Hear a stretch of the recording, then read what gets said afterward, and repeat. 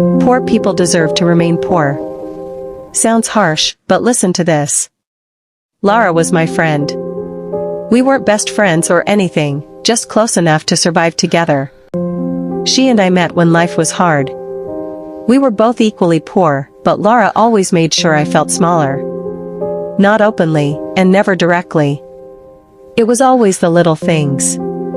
If I wore something old, she'd laugh and say, "At least you're consistent." If I failed at something, she'd say, "Don't worry, not everyone is meant for big things." Then, almost immediately, she would do something kind. Like buy me food, or like defend me if someone else insulted me. She'd then say, "You know I love you, right?" So I stayed, confused.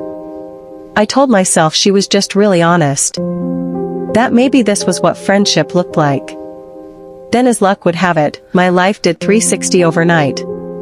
I became comfortable. I got the life I used to pray for.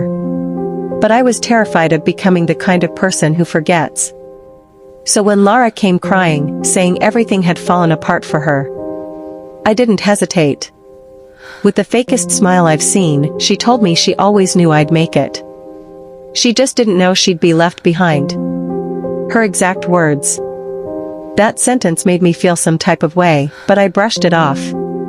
She further told me her landlord was threatening her. That she had enemies.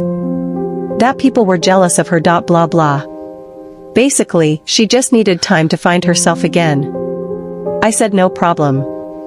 I was more than happy to help. So I paid her rent for 6 months, and gave her money to restart her business. But I noticed she spent 90% of her time in my house. She ate my food, borrowed my clothes without asking me most of the time, used my car. She pretty much took over my life. And I let her, because naive me thought that she needed all the support I could give. Eventually, I just let her move in with me. She was ecstatic.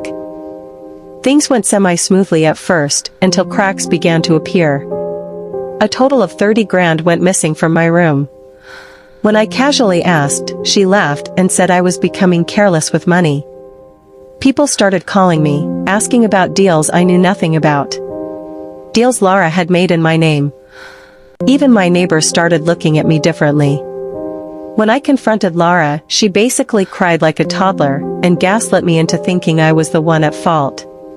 She said I was making her feel poor again. That my success had changed me. I started feeling uneasy in my own house. Still, I let her stay, hoping things would get better, because I didn't